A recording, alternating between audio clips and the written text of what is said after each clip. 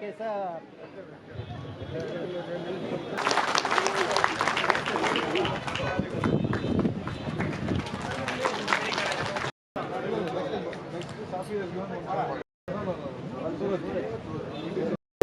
തെരഞ്ഞെടുക്കപ്പെടുമെന്ന് India രാജ്യത്തെ അങ്ങോളം ഇങ്ങോളം ഓടി നടക്കുന്ന പ്രിയങ്കരനായ ഇന്ത്യയുടെ പ്രതീക്ഷയായ രാഹുൽ ഗാന്ധിജിയുടെ ബഹുമാനപ്പെട്ട രാഹുൽ ഗാന്ധിജിയുടെ റൈറ്റ് ഹാൻഡായി പ്രവർത്തിക്കുന്ന അങ്ങയെ ഈ നാട് ഹൃദയത്തോട് ചേർത്ത് പിടിച്ചുകൊണ്ട് സ്വാഗതം ചെയ്യുകയാണ്. I have come from a state where the Congress party is in power today. I have come from a political party where the history of this country is attached to the Congress party. I have come from the party where the party gave you freedom, where the party gave you national anthem, where the party gave you a national flag, and the way the party gave you a national anthem. ഞാനിൽ വരുന്നത് കർണാടകയിൽ നിന്നാണ്. ഭരണമുള്ള കോൺഗ്രസ് ഭരിക്കുന്ന ഒരു സംസ്ഥാനത്തിൽ നിന്നാണ് ഞാൻ എൻ്റെ ബഹുമാന്യരായിട്ടുള്ള സഹോദരങ്ങളുടെ മുമ്പിൽ എത്തിച്ചേർന്നിട്ടുള്ളത്. അതോടൊപ്പം ഞാൻ കോൺഗ്രസിൻ്റെ ഒരു പ്രവർത്തകൻ, അതിൻ്റെ ഒരു പ്രതിനിധി എന്ന നിലയിൽ കൂടിയാണ് ഞാൻ ഇവിടെ നിൽക്കുന്നത്. കോൺഗ്രസ് എന്ന് പറയുമ്പോൾ ഈ രാജ്യത്തിന് സ്വാതന്ത്ര്യം വാങ്ങിത്തന്ന, ഈ രാജ്യത്തിൻ്റെ ചരിത്രത്തോളം പഴക്കമുള്ള, ഈ രാജ്യത്തിന് ദേശീയ ഗാനം നൽകിയ, ഈ രാജ്യത്തിന് ദേശീയ പതാക പോലും നൽകിയ ഒരു മഹാരാഷ്ട്രീയ പ്രസ്ഥാനത്തിൻ്റെ പ്രതിനിധിയായിക്കൊണ്ടാണ് ഞാൻ നിങ്ങളുടെ മുമ്പിൽ നിൽക്കുന്നത്. First, let me pray to Lord Ayyappan. We all come from the different states. We go to Lord Ayyappan. Today, Ayyappan, God itself is being stolen. Today, in small cases, my friend was telling about introducing me that they were telling that D.K. Shivakumar has suffered a lot. So many cases has been done. There is no theft case in me. There is no criminal case in me. I have done nothing wrong. But still, when I supported Ahmad Patel election, 70 places was raided. I was being put behind bars. But as far as Kerala temple gold is concerned, not even a single ED case or CBI case has been found. Why I am asking you this question? വിവിധ സംസ്ഥാനങ്ങളിൽ നിന്ന് വരുന്നവർ ഭഗവാൻ അയ്യപ്പനോട് പ്രാർത്ഥിക്കുന്നവരായിട്ടുള്ളവരാണ്. ഞാനും ഇവിടെ നിൽക്കുമ്പോൾ അദ്ദേഹത്തിന് മുമ്പിൽ അയ്യപ്പന് മുമ്പിൽ പ്രാർത്ഥനാ നിരതനാണ്. അങ്ങനെ എത്രയോ ആളുകൾ പ്രാർത്ഥിക്കുന്ന അയ്യപ്പന്റെ സ്വർണം മോഷ്ടിക്കപ്പെട്ടു. ഈ അവസരത്തിൽ എന്നെ ഉത്കണ്ഠപ്പെടുത്തുന്നത് എന്തുകൊണ്ട് അതിനെതിരെ, ആ മോഷ്ടിക്കപ്പെട്ട നടപടിക്കെതിരെ യുക്തമായ നടപടികൾ ഉണ്ടായിത്തീരുന്നില്ല. ഞാൻ എൻ്റെ കാര്യം തന്നെ ഓർക്കുന്നു. ഞാൻ കട്ടിട്ടില്ല, കവർന്നിട്ടില്ല. ഞാൻ രാഷ്ട്രീയമായിട്ട് പ്രവർത്തിക്കുന്നു. എന്നിട്ടും എനിക്കെതിരെ എത്രയോ കേസുകളുണ്ടായി. അന്യായമായിട്ടുള്ള കേസുകൾ എനിക്കെതിരെ എടുക്കപ്പെട്ടു. പക്ഷെ ഇവിടെ ഇത്രയേറെ ജനങ്ങൾ ആദരിക്കുകയും ആരാധിക്കുകയും ചെയ്യുന്ന ഒരു തീർത്ഥകേന്ദ്രത്തിൽ അവിടെ നിന്ന് സ്വർണം മോഷ്ടിക്കപ്പെട്ടിട്ട് പോലും ഒരു CBIക്ക് അത് കൈമാറുന്ന നടപടി പോലും ഇവിടെ ഉണ്ടായിട്ടില്ല. ഇതെന്നെ അക്ഷരാർത്ഥത്തിൽ ഉത്കണ്ഠപ്പെടുത്തുകയാണ്. We believe in every religion. It may be Hindu, it may be Christ, it may be Parsi, it may be Muslim or Islam or any religion we believe. That is why this state is called a God-owns country. God used to own this country, and we all used to be the followers of the God and the disciple of the God. When the God itself has not got justice, can the people of Kerala get justice is the question today before all of you. നാം വിവിധ മതങ്ങളിൽ വിശ്വസിക്കുന്നവരാണ്. അതാണ് നമ്മുടെ സംസ്കാരം. ഹിന്ദുവാകാം, മുസ്ലിമാകാം, ക്രൈസ്തവനാകാം, പാഴ്സിയാകാം, മറ്റേത് മതത്തിൽപ്പെട്ടവരാകാം. ഈ രാജ്യം മുഴുവൻ അങ്ങനെയാണ്. കേരളം വിശേഷിച്ചും അങ്ങനെയാണ്. കേരളത്തെ ദൈവത്തിന്റെ സ്വന്തം നാട് എന്ന് വിശേഷിപ്പിക്കുന്നതിന്റെ പിറകിൽ ഇതുപോലുള്ള വൈവിധ്യങ്ങളെ നാം ഉൾക്കൊള്ളുന്നു എന്ന പ്രത്യേകതയുമുണ്ട്. പക്ഷേ ഞാനിവിടെ വീണ്ടും എൻ്റെ ഉത്കണ്ഠ പ്രകടിപ്പിക്കുന്നു. വളരെ എല്ലാവരും ആദരിക്കുന്ന, ആരാധിക്കുന്ന ഒരു സ്ഥലത്ത് പോലും ആ ആരാധിക്കപ്പെടുന്ന ജനങ്ങളെ സംബന്ധിച്ച് ആരാധ്യപാത്രമായിട്ടുള്ള ഇടത്ത് പോലും നീതി ലഭിക്കുന്നില്ലെങ്കിൽ, അവിടെ നടന്ന അന്യായത്തിന് പോലും നടപടി ഉണ്ടാകുന്നില്ലെങ്കിൽ അവിടെ പോലും നീതി ചെയ്യാൻ കഴിയാത്ത ഒരു സർക്കാരിന് എങ്ങനെയാണ് പിന്നെ ജനങ്ങളോട് നീതി ചെയ്യാൻ കഴിയുക എന്നുള്ളതാണ് ഞാനിവിടെ ഉന്നയിക്കുന്ന ചോദ്യം. We all are the citizens of Kerala and India. Are we getting a good governance? Just look at our daily lives. The prices are rising. Unemployment problem is in a peak. Every year 25 lakh of youths are leaving the state without employment. Is any government today from the past 10 years have worked out a plan to save the youths and the price rise of the state and the country? പ്രധാനപ്പെട്ട മറ്റൊരു വിഷയം ഞാൻ ഉന്നയിക്കാൻ ആഗ്രഹിക്കുന്നു. നല്ല ഒരു ഭരണം കേരളീയർക്ക് ലഭിക്കുന്നുണ്ടോ? ഒരു നല്ല സൽഭരണം അതവർക്ക് ലഭിക്കുന്നുണ്ട് എന്ന് പറയാൻ ഒരിക്കലും സാധിക്കാത്ത ചുറ്റുപാടാണുള്ളത്. വില കുതിച്ചു കയറുന്നു, തൊഴിലില്ലായ്മ രൂക്ഷമായിരിക്കുന്നു. ഓരോ വർഷവും 25 ലക്ഷം യുവാക്കളാണ് നാട് വിട്ടുകൊണ്ടിരിക്കുന്നത് തൊഴിലിനു വേണ്ടി. തൊഴിലില്ലാതെ ഇങ്ങനെ ചെറുപ്പക്കാർ പുറത്തേക്ക് പോകുന്നു. നാട്ടിൽ ജീവിത സൗകര്യങ്ങൾ വളരെ പരിമിതപ്പെടുന്നു. വളരെ വലിയ ബുദ്ധിമുട്ടുകൾ, പ്രയാസങ്ങൾ ജനങ്ങൾ അനുഭവിക്കുകയും ചെയ്യുന്നു. അതുകൊണ്ട് എങ്ങനെയാണ് പറയാൻ സാധിക്കുക കേരളത്തിൽ ജനങ്ങൾക്കൊരു സൽഭരണം ലഭിക്കുന്നുണ്ട് എന്ന്? I was coming from Kannur, the district where the Honorable Chief Minister is representing. I asked him, can you see any change in this area? Has been employment problem has been sorted out. Any new industries have come. Any big opportunity is there for tourism. Any important landmark has been there in this district where the Chief Minister is there. But the people said that, the voters said that they can't point out any single important monument which you can recognize in your own eyes. ഞാൻ വരുന്നത് കണ്ണൂരിൽ നിന്നാണ്, മുഖ്യമന്ത്രിയുടെ നാട്ടിൽ നിന്നാണ്. ഞാനിവിടെ വോട്ടർമാരായ ജനങ്ങളോട് ചോദിച്ചു, ഈ 10 കൊല്ലത്തെ ഭരണകാലത്തിനിടയിൽ നിങ്ങളിവിടെ എന്തെങ്കിലും പുരോഗതിയുടെ വികസനത്തിന്റെ അടയാളങ്ങൾ കണ്ടിട്ടുണ്ടോ? ഇവിടെ എന്തെങ്കിലും തൊഴിൽദാന പദ്ധതികൾ, ചെറുപ്പക്കാർക്ക് തൊഴിൽ കൊടുക്കുന്ന എന്തെങ്കിലും സംരംഭങ്ങൾ ഇവിടെ കാണാൻ കഴിഞ്ഞിട്ടുണ്ടോ? ഇവിടെ എന്തെങ്കിലും ടൂറിസത്തിൻ്റെതായിട്ടുള്ള പ്രത്യേക പദ്ധതികൾ, വിനോദസഞ്ചാരത്തിൻ്റെതുമായിട്ട് ബന്ധപ്പെട്ട കാര്യങ്ങൾ ഇവിടെ ഉണ്ടോ? ഏതെങ്കിലും ഒരു വ്യവസായം വന്നിട്ടുണ്ടോ ഈ കണ്ണൂരിൽ? ഞാൻ അവരോട് ചോദിച്ചു. ജനങ്ങൾ എനിക്ക് നൽകിയ മറുപടി, അങ്ങനെയുള്ള പുരോഗതിയുടെ, അഭിവൃദ്ധിയുടെ, നിർമ്മാണത്തിന്റെ ഒരു ലക്ഷണവും ഞങ്ങൾക്ക് കാണാൻ സാധിച്ചിട്ടില്ല എന്നുള്ളതാണ്. ഇതാണ് കഴിഞ്ഞകാല ഭരണത്തിന്റെ ബാക്കി പത്രം. I am confident that the people of Kerala are fearless. They have strength to speak, voice to speak, take decisions at the right time. But at the same time, I want to ask the people of the state, have you got any message from the LDF that they can change the people of the state? കേരളീയരെ കുറിച്ച് എനിക്കൊരു വലിയ അഭിമാനമുള്ള, മതിപ്പുള്ള കാര്യമുണ്ട്. നിങ്ങൾ നിർഭയരാണ്. നിങ്ങൾ തക്ക സമയത്ത് യുക്തമായ തീരുമാനമെടുക്കാനുള്ള പ്രബുദ്ധതയും കാര്യശേഷിയുമുള്ളവരാണ്. എങ്കിൽ ഞാൻ ചോദിക്കുന്നു, ഈ തെരഞ്ഞെടുപ്പിൽ വരാൻ പോകുന്ന കാലത്തേക്ക് ഭാവി കേരളത്തെ രൂപപ്പെടുത്തുന്ന എന്തെങ്കിലും കാര്യക്രമത്തെക്കുറിച്ചുള്ള സൂചന നിങ്ങൾക്ക് ഇടതുമുന്നണിയിൽ നിന്ന് ലഭിച്ചിട്ടുണ്ടോ? I want to ask the Honorable Chief Minister, 10 years you got an opportunity to rule. What you have helped the people of the state? How many jobs you have created? How many people have come for investment? What is the big message to the country? What is your GDP? What is the development you have taken? Please give us the list to the people of your voters.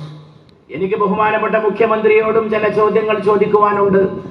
10 കൊല്ലം നിങ്ങൾ നാട് ഭരിച്ചു. എന്തൊക്കെ പദ്ധതികളാണ് നിങ്ങൾ ഇവിടെ കൊണ്ടുവന്നത്? ക്ഷേമത്തിനായിട്ട് സ്വീകരിച്ച നടപടികൾ എന്താണ്? പുരോഗതിക്കായിട്ട്, ജനങ്ങളുടെ പ്രശ്നങ്ങൾ പരിഹരിക്കുന്നതിന്, തൊഴിൽ നൽകുന്നതിന്, മൊത്ത വരുമാനം, ആളോഹരി വരുമാനം വർദ്ധിപ്പിക്കുന്നതിന് എന്ത് ചെയ്തു? GDP-യുടെ സ്ഥിതിവിശേഷം എന്താണ്? സമ്പദ്ഘടന എങ്ങനെയായിരിക്കുന്നു? ഈ 10 കൊല്ലത്തെ ഭരണത്തിൽ നിങ്ങൾ സ്വീകരിച്ച രാജ്യത്തിന്റെ ജനജീവിതം, സംസ്ഥാനത്തിന്റെ ജനജീവിതം മെച്ചപ്പെടുത്താൻ ആവശ്യമായിട്ടുള്ള പദ്ധതികൾ ഏതെന്ന് മുഖ്യമന്ത്രിയിൽ നിന്ന് ഞാൻ അറിയാൻ ആഗ്രഹിക്കുന്നു. Last time when I had come for the election, I could see some of them telling that government had done some good work in COVID. That is why we are trying to elect them. Okay, humanity is important, but you should know that all Anganwadi workers, all Asha workers in this country, it is the Indira Gandhi who gave Anganwadi workers, it is Manmohan Singh who gave the Asha workers to help the people of this COVID times. കഴിഞ്ഞ തെരഞ്ഞെടുപ്പ് കാലത്ത് പ്രചാരണത്തിനും ഞാൻ ഈ കേരളത്തിൽ വന്നിരുന്നു. ആ സമയത്ത് ഇവിടെ കേട്ട ഒരു കാര്യം, അതിനു മുമ്പുള്ള ഇടതു മന്ത്രിസഭ പകർച്ചവ്യാധിയുടെ കാര്യത്തിൽ കോവിഡ് കാലത്തിൽ ചില കാര്യങ്ങൾ ചെയ്തു എന്നാണ്. ശരി, ഞാൻ സമ്മതിക്കുന്നു, മാനുഷികമായിട്ടുള്ള പ്രശ്നം പരമപ്രധാനമാണ്. പക്ഷേ ജനജീവിതം മെച്ചപ്പെടുത്താനുള്ള പദ്ധതികൾ ഏത് എന്നുള്ള ചോദ്യം പിന്നെയും അവശേഷിക്കുകയാണ്. അംഗൻവാടി വർക്കേഴ്സിന്റെ സ്ഥിതി എന്താണ്? ആശാ വർക്കേഴ്സിന്റെ സ്ഥിതി എന്താണ്? ഞാൻ അഭിമാനത്തോടെ പറയട്ടെ, ഈ രണ്ട് പദ്ധതികളും കൊണ്ടുവന്നത് അംഗൻവാടി പദ്ധതി വർക്കേഴ്സിന് ഇവിടെ ജീവിതത്തിന് ഒരു ചുറ്റുപാട് ഒരുക്കി കൊടുത്തത് ഇന്ദിരാഗാന്ധിയാണെങ്കിൽ ആശാ വർക്കേഴ്സിന് ഒരുക്കി കൊടുത്തത് ഡോക്ടർ മൻമോഹൻ സിംഗ് ആണ് എന്ന അഭിമാനത്തോടെ ഞാൻ ഈ അവസരത്തിൽ ഓർക്കുകയാണ്. There was for 10 years. Let me not go to Jawaharlal Nehru or Indira Gandhi. Last 10 years, before 10 years, Manmohan Singh was there. When he had an opportunity to rule this country, when Srimati Sonia Gandhi sacrificed our position for the sake of this Manmohan Singh to help an economist to rule this country, he gave right to education, right to food, right to information, right to employment, Manrega and everything he gave. As the BJP government or your government, LDF government has given a such program to the welfare of the people of the state or the country, you please tell us. ഞാൻ സാന്ദർഭികമായി doctor Manmohan സിംഗിനെ അനുസ്മരിക്കുന്നു. ദീർഘമായ ചരിത്രത്തിൽ പിറകോട്ട് പോകേണ്ട കാര്യമില്ല. 10 വർഷങ്ങൾക്ക് മുമ്പ് ഇവിടെ ഡോക്ടർ മൻമോഹൻ സിംഗിന്റെ ഭരണം ഉണ്ടായിരുന്നു. ആ 10 വർഷങ്ങൾക്ക് മുമ്പുണ്ടായിരുന്ന ഭരണത്തിന്റെ സ്ഥിതി എന്തായിരുന്നു? ഒരുപാട് പദ്ധതികൾ അദ്ദേഹം രാജ്യത്തിലെ ജനങ്ങൾക്ക് വേണ്ടി കൊണ്ടുവന്നു. യഥാർത്ഥത്തിൽ ശ്രീമതി സോണിയാഗാന്ധി തനിക്ക് തന്റെ മേൽ അർപ്പിക്കപ്പെട്ട അധികാരത്തിലേക്ക് വരാനുള്ള ആനുകൂല്യം, ആ അവസരത്തിൽ അവർക്ക് ലഭിച്ച അവസരം അതവർ മാറ്റിവെക്കുകയും ഉപേക്ഷിക്കുകയുമാണ് ചെയ്തത്. അതിനുള്ള കാരണം വിവരമുള്ള, അറിവുള്ള, സാമ്പത്തിക ശാസ്ത്രജ്ഞനായ മൻമോഹൻ സിംഗിനെ പോലുള്ള ഒരു ശക്തനായ നേതാവ് ഇന്ത്യയുടെ പ്രധാനമന്ത്രിയാകട്ടെ എന്ന് സോണിയാജിയും എല്ലാവരും ആഗ്രഹിച്ചു. അതിന്റെ അടിസ്ഥാനത്തിൽ ഭരിക്കാൻ അവസരം ലഭിച്ചപ്പോൾ മൻമോഹൻ സിംഗ് എന്തൊക്കെ കാര്യങ്ങൾ ചെയ്തു? ഭക്ഷണത്തിനുള്ള അവകാശം, വിദ്യാഭ്യാസത്തിനുള്ള അവകാശം, അതുപോലുള്ള ഒട്ടേറെ പദ്ധതികൾ, നിർണായകമായിട്ടുള്ള നിയമനിർമ്മാണങ്ങൾ രാജ്യത്തിലെ ജനങ്ങൾക്ക് വേണ്ടി ഡോക്ടർ മൻമോഹൻ സിംഗ് കൊണ്ടുവന്നു. തനിക്ക് ലഭിച്ച ഭരിക്കാനുള്ള അവസരം ജനക്ഷേമത്തിന് വേണ്ടി, രാഷ്ട്രത്തിന്റെ അഭിവൃദ്ധിക്ക് വേണ്ടി അദ്ദേഹം വിനിയോഗിച്ചതാണ് 10 വർഷം മുമ്പ് നമ്മൾ കണ്ട കാഴ്ച. Kerala and LDF. I was asking many friends, they opposed metro in Cochin, they opposed highway in Kannur, they opposed many important development work. They said no acquisition, we don't want highway, we don't want port. But now after they came to power, but Congress and the UDF supported for all the development. That is the difference or ideology between the UDF and the LDF. UDF-ഉം LDF-ഉം തമ്മിലുള്ള പ്രത്യയശാസ്ത്രപരമായിട്ടുള്ള അന്തരം, വൈരുദ്ധ്യം, അത് മനസ്സിലാക്കാൻ ഒറ്റ കാര്യം മാത്രം ആലോചിച്ചാൽ മതി എന്ന് എനിക്ക് തോന്നുന്നു. ഇടത് ഭരണം ഇല്ലാതിരുന്ന സമയത്ത് ഇവിടെ വന്ന സകല വികസന പദ്ധതികളെയും ഇടത് മുന്നണി എതിർത്തു. ഹൈവേയെ എതിർത്തു, മെട്രോയെ എതിർത്തു. അതിനൊക്കെ ഞങ്ങൾ എതിരാണ് എന്ന് പറഞ്ഞു. അങ്ങനെയുള്ള നാടിന്റെ ക്ഷേമത്തിനും വികാസത്തിനും ഉതകുന്ന നിർമ്മാണാത്മകമായ പദ്ധതികളോട് അവർ ശക്തമായ എതിർപ്പും പ്രതിഷേധവും പ്രകടിപ്പിച്ചുവെങ്കിൽ അവർ ഭരണത്തിൽ വന്നപ്പോൾ ഇതേ കാര്യങ്ങൾ, ഈ വികസന പദ്ധതികളെ UDF അനുകൂലിക്കുകയാണ് ചെയ്തത്. UDF ഒരിക്കലും ഈ വികസന പദ്ധതികളെ എതിർക്കാൻ പോയില്ല. ഇതാണ് പ്രത്യയശാസ്ത്രപരമായി, ആശയപരമായി, നിലപാട് സംബന്ധമായി UDF-ഉം LDF-ഉം തമ്മിലുള്ള പ്രകടമായിട്ടുള്ള വ്യത്യാസം. For any tree, all the trees are here. The root is important. For any human, the trust is important. So that is why the ideology differs. We believe in the root of a family and the history of a political party. That is why we have confidence that the UDF has a great history and we can protect every section of the society. That is why I have come to campaign for the UDF here today. മരത്തെ നാം കാണുന്നു, മരത്തെ നാം പുറത്തേക്ക് കാണുന്നുവെങ്കിലും അതിന്റെ വേരുകളെ നാം കാണുന്നില്ല. വേരുകളാണ് പ്രത്യയശാസ്ത്രം. അടിസ്ഥാനപരമായി ഏതൊരു വൃക്ഷത്തിനും നിലകൊള്ളാൻ അതിന് ആഴ്ന്നിറങ്ങുന്ന വേരുകൾ ഉണ്ടായിരിക്കണം.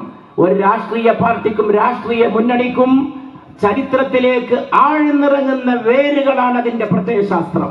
UDF വ്യക്തമായിട്ടുള്ള പ്രത്യയശാസ്ത്രമുണ്ട്. ആ പ്രത്യയശാസ്ത്രം ഉയർത്തിപ്പിടിച്ചുകൊണ്ടാണ് അഭിമാനത്തോടെ ഞാൻ UDF വേണ്ടി വോട്ടഭ്യർത്ഥിക്കാൻ ഈ തെരഞ്ഞെടുപ്പ് വേളയിൽ കേരളക്കരയിൽ എത്തിച്ചേർന്നിട്ടുള്ളത് എന്നെന്റെ സഹോദരങ്ങളോട് പറയുന്നതിലും എനിക്ക് പ്രത്യേകമായ സന്തോഷമുണ്ട്. We all believe in our own religion, our God. God will not give us boon or curse. God will give you an opportunity to work and fulfill the aspiration of the people when you are in power. നമ്മളെല്ലാവരും ദൈവത്തിൽ വിശ്വസിക്കുന്നു. പക്ഷെ ദൈവം നേരിട്ട് ഇറങ്ങി വന്ന് നമ്മുടെ വായിൽ ഓരോന്ന് വെച്ച് തന്ന് സ്പൂണിലൂടെ നമ്മെ അന്നം കഴിപ്പിക്കുമെന്ന് നമ്മൾ ആരും വിശ്വസിക്കത്തില്ല. ദൈവം അവസരങ്ങൾ നൽകുന്നു. ആ അവസരങ്ങൾ ഉപയോഗപ്പെടുത്തിക്കൊണ്ട് പ്രവർത്തിക്കുക എന്നുള്ളതാണ് മാനവധർമ്മം. അതുകൊണ്ട് തന്നെ ഭരിക്കാൻ അവസരം കിട്ടുമ്പോൾ അത് ഉപയോഗപ്പെടുത്തിക്കൊണ്ട് ജനങ്ങൾക്ക് അവസരങ്ങൾ ഒരുക്കി കൊടുത്ത് അവരുടെ ക്ഷേമത്തിന് വേണ്ടിയുള്ള നടപടികളും സംരംഭങ്ങളും ഉണ്ടാക്കുക എന്നുള്ളതാണ് ഭരിക്കുന്നവരുടെ ഉത്തരവാദിത്വം. When you have got an opportunity to work, I am asking LDF, what is the opportunity you have given to the people of this state from the past 10 years? What you have sorted? Have you given them employment? Have you given them strength? Have you given them voice? Have you given them the value of their life? കഴിഞ്ഞ 10 കൊല്ലം നിങ്ങൾ ഈ കേരളക്കരയിലെ ജനങ്ങൾക്ക് എന്ത് ചെയ്തുവെന്ന് ഇടതു മുന്നണിയോട് ഞാൻ ആവർത്തിച്ചൊരു ചോദ്യം ഉന്നയിക്കാൻ ആഗ്രഹിക്കുന്നു. നിങ്ങൾക്ക് അവർക്ക് എന്ത് കൊടുത്തു? ജീവിതം കൊടുത്തുവോ? ക്ഷേമം കൊടുത്തുവോ? അവർക്ക് തൊഴിലില്ലായ്മ പരിഹരിക്കാവുന്ന പദ്ധതികൾ കൊടുത്തുവോ? അവരുടെ ശബ്ദം അവർക്ക് നൽകിയോ? അതിനെ നിലനിർത്താൻ നടപടി സ്വീകരിച്ചുവോ? കഴിഞ്ഞ ഏക ദശകക്കാലത്തെ പ്രവർത്തനങ്ങൾ ജനങ്ങൾക്ക് വേണ്ടി ചെയ്തതെന്തെന്ന് അവർ വിശദീകരിക്കണം എന്ന് ഞാൻ ആവശ്യപ്പെടുന്നു. I am a president of a political party, Congress party in Karnataka, last 6 years back. I have been appointed by Sonia Gandhi and Rahul Gandhi in these difficult times where the BJP did the Operation Lotus. From that day I have been working and the Congress party came to power. After the Congress party came to power, the prices were high. All the essential commodities were very high and the income was less. Then I decided to give 5 guarantees. ഞാൻ കോൺഗ്രസിന്റെ president ആയിരുന്നു കർണാടകയിൽ. എന്നെ സോണിയാഗാന്ധിയും രാഹുൽ ഗാന്ധിയും ചേർന്നുകൊണ്ടാണ് എന്നെ കോൺഗ്രസിന്റെ president സ്ഥാനത്തേക്ക് അവരോധിച്ചത്. ആ അവസരത്തിൽ BJP ആണ് കർണാടക ഭരിച്ചുകൊണ്ടിരുന്നത്. രൂക്ഷമായിരുന്നു ജനജീവിതത്തിന്റെ സ്ഥിതിവിശേഷം. വിലക്കയറ്റം രൂക്ഷമായിരുന്നു.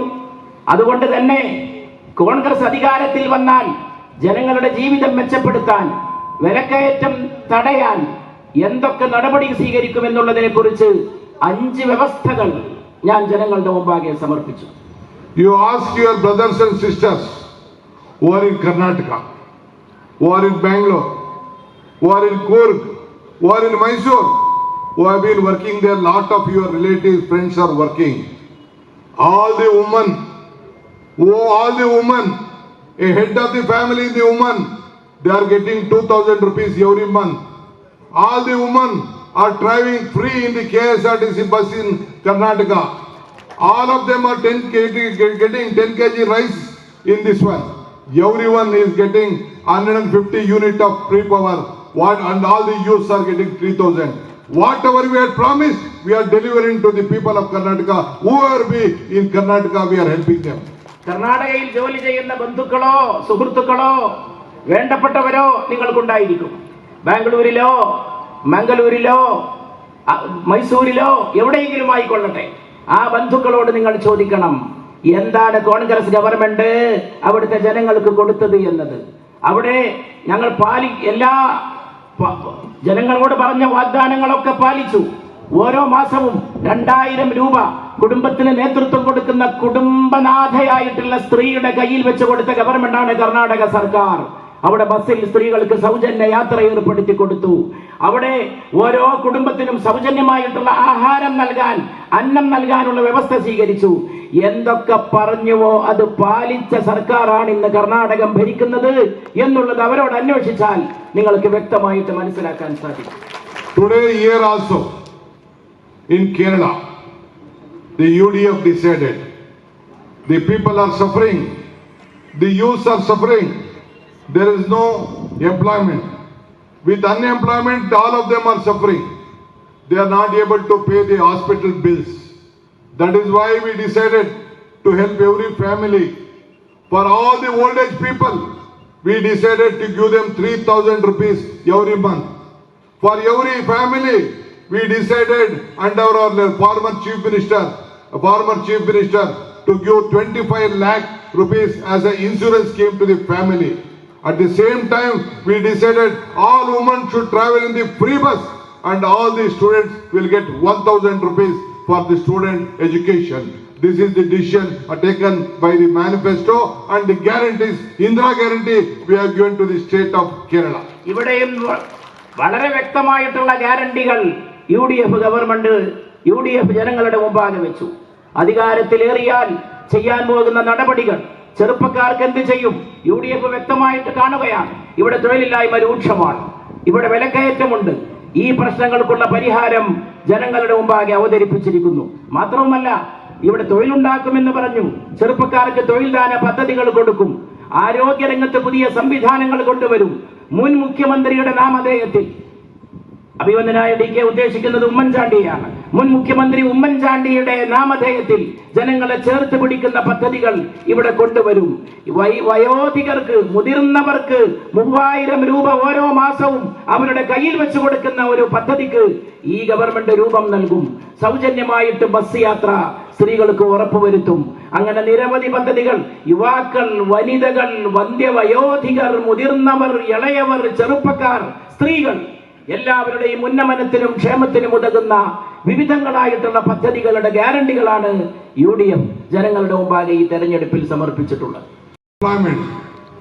Dignity of life for all the unemployed youths, whether it be a young boy, woman, anyone, men, we decided to give 5 lakh rupees without any guarantee, without interest to those, to see that employment problem will be sorted out privately.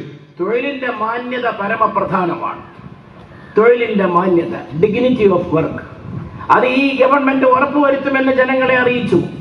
ഏത് തൊഴിൽ ചെയ്യുന്നവരുടെയും അതിന്റെ മാന്യത, ബഹുമാന്യമായിട്ട് അത് ചെയ്യാൻ അവർക്ക് സാധിക്കണം. തൊഴിലില്ലാത്ത ചെറുപ്പക്കാർ വർദ്ധിച്ചു വരുമ്പോൾ അവർക്ക് യാതൊരു ഉപാധിയും കൂടാതെ 5 ലക്ഷം രൂപ ഒരു ഉപാധിയും കൂടാതെ അവർക്ക് നൽകുമെന്നും UDF ഗവൺമെന്റ് പ്രഖ്യാപിച്ചത് ഇതിനകം നിങ്ങളൊക്കെ ശ്രദ്ധിച്ചിട്ടുണ്ടാകുമെന്ന് ഞാൻ വിശ്വസിക്കുന്നു. To request all of you,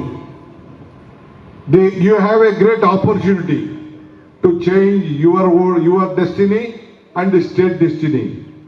That is why you have given enough opportunity to the LDF. Today, Congress party and its alliance, all the UDF, we have decided we are looking at the future of the people of the state. That is why we are giving these 5 programs to all of you. That is why we promise you, we assure you in the name of people of this state that we will deliver whatever we promise. ഇപ്പോൾ നിങ്ങൾക്ക് ലഭിച്ചിട്ടുള്ള അവസരം, ബഹുമാന്യരായിട്ടുള്ള സഹോദരങ്ങളെ, നിങ്ങളുടെ ഭാഗധേയം, നാടിന്റെ ഭാഗധേയം ഒരേ സമയം നിറവേറ്റുക എന്നുള്ളതാണ്. നമ്മുടെ മുമ്പിലുള്ള കർത്തവ്യം നിറവേറ്റിക്കൊണ്ട് നമ്മുടെ സമൂഹത്തിന്റെ വിധി ഏറ്റവും നല്ല രീതിയിൽ നിർവഹിക്കാനുള്ള അവസരമാണ് വന്നിട്ടുള്ളത്. അതിനുതകുന്ന പദ്ധതികളാണ്, അതിനുതകുന്ന ഗ്യാരണ്ടികളാണ് UDF ജനങ്ങളുടെ മുമ്പാകെ സമർപ്പിച്ചിട്ടുള്ളത്. ഈ തെരഞ്ഞെടുപ്പിൽ ജയിച്ചു വന്നാൽ തീർച്ചയായും നമ്മുടെ ജനങ്ങളുടെ ഭാഗധേയം, നമ്മുടെ ഈ പ്രദേശത്തിന്റെ, ഈ സംസ്ഥാനത്തിന്റെ ഭാഗധേയം ശോഭനമാക്കുമെന്ന UDFന്റെ ഉറപ്പാണ് ഈ തെരഞ്ഞെടുപ്പിൽ ഏറ്റവും മികച്ചു നിൽക്കുന്ന യാഥാർത്ഥ്യം. Rahul Gandhi, in his speech, he said that LDF has a partnership or align or whole understanding with Modi ji. Today, what is happening in the country? Why Modi ji is not speaking on LDF? He is pointing with Mamta ji. He is pointing with Kerala Chief Minister, Karnataka Chief Minister. He is pointing with Tamil Nadu Chief Minister. All the ministers are in trouble where the opposition party is there. Why he is not speaking against Kerala and its failure and the corruption charges and the gold smuggling? When Rahul Gandhi asked, he said that even he questioned Rahul Gandhi, questioned about that.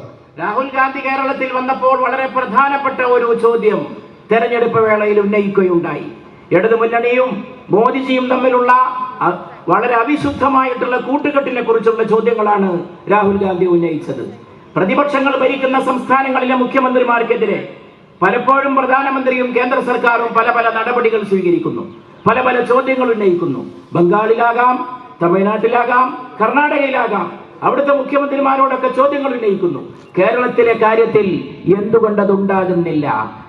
ഈ ചോദ്യം രാഹുൽ ഗാന്ധി ഉന്നയിച്ച വളരെ പ്രസക്തമായിട്ടുള്ള ഈ ചോദ്യം വളരെ അന്തർധാരകൾ ഉണ്ട് എന്നതിലേക്കുള്ള സൂചനയാണ് നമുക്ക് നൽകുന്നത്. When Rahul Gandhi said this, Kerala Chief Minister Vijayan Saab said that no, Rahul Gandhi has an alliance with the BJP. If Rahul Gandhi had an alliance with the BJP, you all elected Rahul Gandhi with a massive margin for making a small speech in Karnataka. Modi government saw to it that his membership, what you all gave to him with a massive mandate to walk from the street of Kerala to Kanyakumari, Kanyakumari to Kashmir, he put him behind the questioning. He threw out of the assembly and ultimately the law of land prevailed and again he is back in the parliament today with all your blessings. ഈ ചോദ്യത്തിന്, രാഹുൽ ഗാന്ധിയുടെ ചോദ്യത്തിന് മുഖ്യമന്ത്രി നൽകിയ മറുപടി രാഹുൽ ഗാന്ധിക്ക് BJP-യുമായിട്ട് ധാരണയുണ്ട് എന്നാണ്. ഈ ഒരു മറുപടിയെ പറ്റി നിങ്ങൾ ആലോചിക്കണം. നിങ്ങൾ വമ്പിച്ച ഭൂരിപക്ഷത്തിന് രാഹുൽ ഗാന്ധിയെ തെരഞ്ഞെടുത്ത് പാർലമെന്റിലേക്ക് അയച്ചവരാണ് മലയാളികൾ. അത്ര വലിയ ഭൂരിപക്ഷത്തോടെ നിങ്ങൾ തെരഞ്ഞെടുത്ത അദ്ദേഹത്തിന് ജയിച്ചു പോയ ശേഷം എന്തൊക്കെ നടപടികൾ കേന്ദ്ര ഗവൺമെന്റിൽ നിന്ന് നേരിടേണ്ടി വന്നു? ഒരു പ്രസംഗത്തിന്റെ പേരിൽ, ഒരു പ്രസംഗത്തിൽ പറഞ്ഞ വാക്കുകളുടെ പേരിൽ നടപടികൾ ഉണ്ടായി, അംഗത്വം റദ്ദാക്കുന്ന നീക്കങ്ങൾ ഉണ്ടായി, അദ്ദേഹത്തെ പുറത്താക്കാനുള്ള ശ്രമങ്ങൾ ഉണ്ടായി. അവസാനം നിയമത്തിന്റെ പരിരക്ഷ കൊണ്ട് മാത്രമാണ് രാഹുൽ ഗാന്ധി നിങ്ങൾ കൊടുത്ത ആ പാർലമെന്റ് അംഗത്തിന്റെ പരിരക്ഷ അത് സംരക്ഷിക്കുന്ന രീതിയിൽ അദ്ദേഹത്തിന് മുന്നോട്ട് പോകാൻ സാധിക്കും. All the congressmen and India group in this entire country to save democracy, you all have helped from the Kerala Rahul Gandhi and today Priyanka Gandhi. They are the future of this country and they will protect this nation. You be confident of this Gandhi family today. UDF ആകട്ടെ, India അലയൻസിലെ മറ്റെല്ലാ കക്ഷികളാകട്ടെ, അതിന്റെ തലപ്പത്ത് നിന്നുകൊണ്ട് രാജ്യത്ത് നല്ലതായ രാഷ്ട്രീയത്തിന് നേതൃത്വം കൊടുക്കുന്നത് ഇന്ന് രണ്ട് പേരാണ്. രാഹുൽ ഗാന്ധിയും പ്രിയങ്ക ഗാന്ധിയുമാണ്. ഇന്ത്യയുടെ ഭാവി അവരുടെ കരങ്ങളിലാണ്. തീർച്ചയായും അവരുടെ നേതൃത്വത്തിൽ നമുക്ക് അഭിമാനമുണ്ട്. ആ മഹത്തായ പ്രവർത്തനങ്ങൾ, അവരുടെ നേതൃത്വത്തിൽ നടക്കുന്ന പ്രവർത്തനങ്ങൾ, രാജ്യത്തിന്റെ രക്ഷയ്ക്ക് വേണ്ടിയുള്ള പ്രവർത്തനങ്ങൾ, അതാണ് UDF ആയാലും ഇന്ത്യ അലയൻസിലെ മറ്റു രാഷ്ട്രീയ കക്ഷികളായാലും മുറുകെ പിടിക്കുന്നത്, അഭിമാനത്തോടുകൂടി അവർ സ്വയം വഹിക്കുന്നത്. Like Sonia Gandhi sacrificed her life, Indira Gandhi sacrificed her life. Sonia Gandhi sacrificed power, Indira Gandhi sacrificed life, Rajiv Gandhi sacrificed his life. Today our Rama, my sister sitting you, she lost her husband for the sake of the unity of this state. To give strength to all of you, we all should join in to support us, give her a big strength, that tell that yes, we are behind you, you should be with a part of this nation pride. നമ്മുടെ നേതാക്കന്മാർ അങ്ങനെയാണ്. അവർ സ്വാർത്ഥം കൊണ്ട് നടക്കുന്നവരല്ല. അവർ പൊതുഹിതത്തിന് വേണ്ടി, പൊതു നന്മയ്ക്ക് വേണ്ടി അവരുടേതായത് പലതും ബലിയർപ്പിക്കുന്നവരാണ്. ഇന്ദിരാഗാന്ധി ബലിയർപ്പിച്ചു സ്വന്തം ജീവൻ, രാജീവ് ഗാന്ധി ബലിയർപ്പിച്ചു സ്വന്തം ജീവൻ, സോണിയാഗാന്ധി ബലിയർപ്പിച്ചു തനിക്ക് ലഭിച്ച അധികാരം. ഇങ്ങനെ ബലിയർപ്പിച്ചുകൊണ്ടാണ് അവർ പൊതുഹിതത്തിന് വേണ്ടി, പൊതു നന്മയ്ക്ക് വേണ്ടി, രാഷ്ട്രത്തിന് വേണ്ടി നിലകൊണ്ടിട്ടുള്ളത്. അതുപോലെ ഇതാ ഈ വടകരയിൽ എന്റെ പെങ്ങൾ, നമ്മുടെ പെങ്ങൾ രാജ്യത്തിന് വേണ്ടി അവർ വഹിച്ചിട്ടുള്ള ത്യാഗം, അവർ നടത്തിയിട്ടുള്ള, അവർ സഹിച്ചിട്ടുള്ള ബുദ്ധിമുട്ടുകൾ, പ്രയാസങ്ങൾ, രമയുടെ ആ ത്യാഗത്തിന്റെ പിന്നിൽ ഞങ്ങളുണ്ട് എന്ന് ഒറ്റക്കെട്ടായി വടകരക്കാരെ നിങ്ങൾ ഉറച്ചു നിന്ന് പറയണം. അവരെന്ന് വലിയ ഭൂരിപക്ഷത്തോടെ അവരുടെ പിന്നാലെ അണിചേരണം എന്നാണ് എനിക്ക് അഭ്യർത്ഥിക്കാനുള്ളത്. I have come with a folded hand to all your feet. I am telling you, you give us the opportunity to bring an UDF government. We will create jobs. We will solve the unemployment problem. We will give you dignity. We will give a good governance. We will give a corruption-free government in this state. It is enough for Vijayan and the LDF. Only UDF can save this country. Please help us. Otherwise, I am requesting you on behalf of the Congress Party and the Indian National Congress and the UDF. ഞാൻ കൂപ്പിയ കരങ്ങളുമായി നിങ്ങളുടെ പാദം നമിക്കുന്നു. ഞാൻ കൂപ്പിയ കരങ്ങളുമായി നിങ്ങളുടെ പാദം നമിച്ചുകൊണ്ട് പറയട്ടെ, UDF-നെ പിന്തുണക്കുക. UDF ഒരു നല്ല ഗവൺമെന്റിനെ കൊണ്ടുവരും. UDF തൊഴിലില്ലായ്മ പരിഹരിക്കും. UDF നിങ്ങളുടെ മാന്യത ഉയർത്തിപ്പിടിക്കും.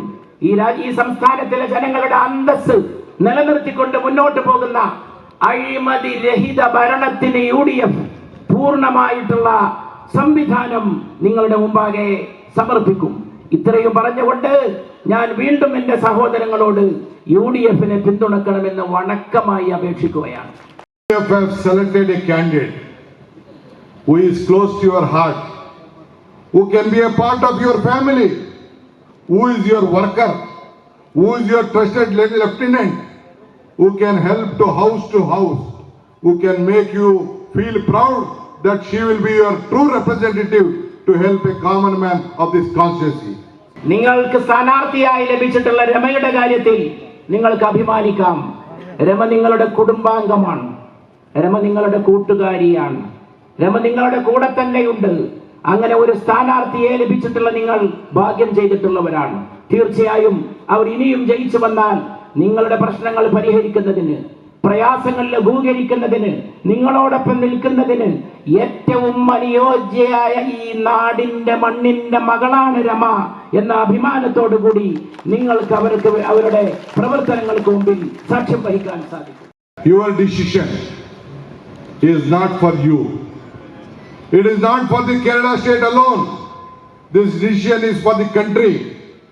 All the brothers and sisters who are working in UAE, who are working in different part of the world, they are not able to come and franchise this vote because more of the LDF sympathizers who are the UDF sympathizers are looking at all of you. They all know that in parliament you voted for the UDF. In the panchayat election and local body election you voted for the UDF. Again UDF will come back to power. That is why no arrangement has been made to all the voters to reach in Kerala to exercise their vote and give their right. This is the greatest injustice done to the people of Kerala. എത്രയോ പ്രവാസികളുള്ള നാടാണ് കേരളം. ഈ പ്രവാസികൾ ലക്ഷോപലക്ഷം പ്രവാസികൾ അവർ vote ചെയ്യാൻ വരാൻ സാധിക്കുന്ന ചുറ്റുപാടല്ല. അതിനുള്ള ചുറ്റുപാട് ഒരുക്കി കൊടുത്തിട്ടില്ല. അത് അന്യായമാണ് എന്ന് ഞാൻ പറയാൻ ആഗ്രഹിക്കുന്നു. അവർ കഴിഞ്ഞ തവണ ലോക്സഭയിൽ നിങ്ങളൊക്കെ UDF-നെ വിജയിപ്പിച്ചു. നിങ്ങൾ കഴിഞ്ഞ പഞ്ചായത്ത് തെരഞ്ഞെടുപ്പിൽ നിങ്ങൾ UDF-നെ വിജയിപ്പിച്ചു. അതുകൊണ്ട് നിങ്ങൾ UDF-നെയാണ് കേരള ജനങ്ങൾ പിന്തുണക്കുന്നത് എന്നുള്ളത് കൊണ്ടാണ് വ്യാപകമായിട്ട് ഇങ്ങനെയുള്ള സൗകര്യങ്ങൾ ജനങ്ങൾക്ക് നൽകേണ്ടവർ നൽകാതിരിക്കുന്നത് എന്ന് ഞാൻ മനസ്സിലാക്കുകയാണ്. അതുകൊണ്ട് UDF-നെ വിജയിപ്പിക്കുവാനുള്ള നമ്മുടെ പ്രവർത്തനങ്ങൾ ഊർജിതമായിരിക്കണം, വ്യാപകമായിരിക്കണം. Anyway, I am very happy in this hot afternoon. Such a big gathering is there to hear my speech, few words and my request. You should go back. You should tell your friends. You should tell your relatives. There is only one solution for this state. It is the UDF and it lies in your hand. In your television is my sister's symbol. Without television, no life. Without the information, there is no life.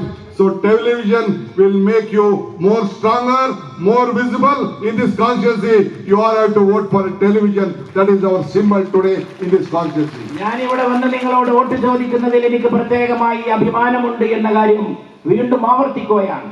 എന്റെ സഹോദരി, എന്റെ പെങ്ങൾ രമയ്ക്ക് വേണ്ടി, രാജ്യത്തിന്റെ നന്മയ്ക്ക് വേണ്ടി ഇവിടെ വന്ന് വോട്ട് ചോദിക്കുമ്പോൾ ഈ നല്ല ചൂടുള്ള കാലാവസ്ഥയിലും ഈ മധ്യാഹ്നത്തിലും എത്ര വലിയൊരു ജനസഞ്ചയമാണ് എന്റെ വാക്ക് കേൾക്കുന്നതിനും എന്റെ അപേക്ഷ ശ്രമിക്കുന്നതിനും വേണ്ടി ഇവിടെ തടിച്ചുകൂടിയത് എന്നുള്ള സംഗതി എന്നെ അഭിമാനത്തോടു കൂടി നിങ്ങളോട് നന്ദി പറയാൻ എന്നെ സജ്ജനാക്കുകയാണ്. പ്രിയപ്പെട്ടവരെ, രമയുടെ ചിഹ്നം ടെലിവിഷനാണ്. ടെലിവിഷൻ വിവര സാങ്കേതിക വിദ്യയുടെ അടയാളമാണ്. ഏത് കാര്യത്തെ സംബന്ധിച്ചും നമുക്ക് വിവരം തരുന്നത് ടെലിവിഷൻ ആണെങ്കിൽ ആ ടെലിവിഷനെ കൂടാതെ നമുക്ക് രാജ്യത്തെയോ ജനങ്ങളെയോ മനസ്സിലാക്കാൻ സാധിക്കില്ല.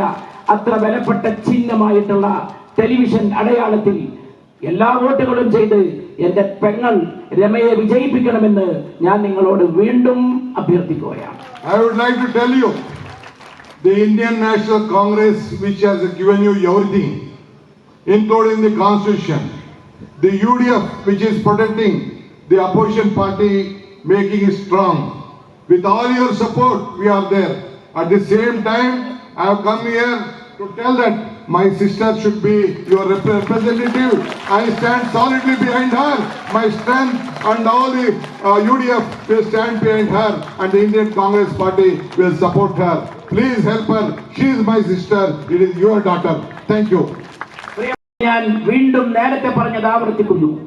ഈ രാജ്യത്തിനെല്ലാം നൽകിയ ഇന്ത്യൻ നാഷണൽ കോൺഗ്രസിന്റെ പേരിലാണ് ഞാൻ നിങ്ങളോട് സംസാരിക്കുന്നത്.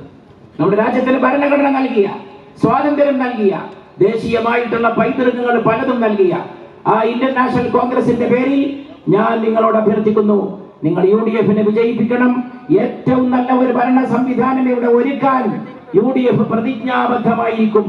എന്റെ സഹോദരി രമയ്ക്ക് വേണ്ടി നിങ്ങളുടെ വോട്ടും എല്ലാ സഹായ സഹകരണങ്ങളും നൽകണം. ഈ രമ നിങ്ങളുടെ മകളായ പോലെ ഇനിയും നിങ്ങളുടെ കുടുംബത്തിലെ ഓമന മകളായിരിക്കുമെന്ന് വടകരക്കാരായ ജനങ്ങളോട് അവരുടെ ഹൃദയത്തിൽ തൊട്ട് പറഞ്ഞുകൊണ്ട് ഞാൻ നിങ്ങളുടെ നന്ദിപൂർവ്വം അഭിവാദ്യം ചെയ്യുകയാണ്. I thank you for listening patiently. Jai Hind, Jai Karnataka, Jai UDF.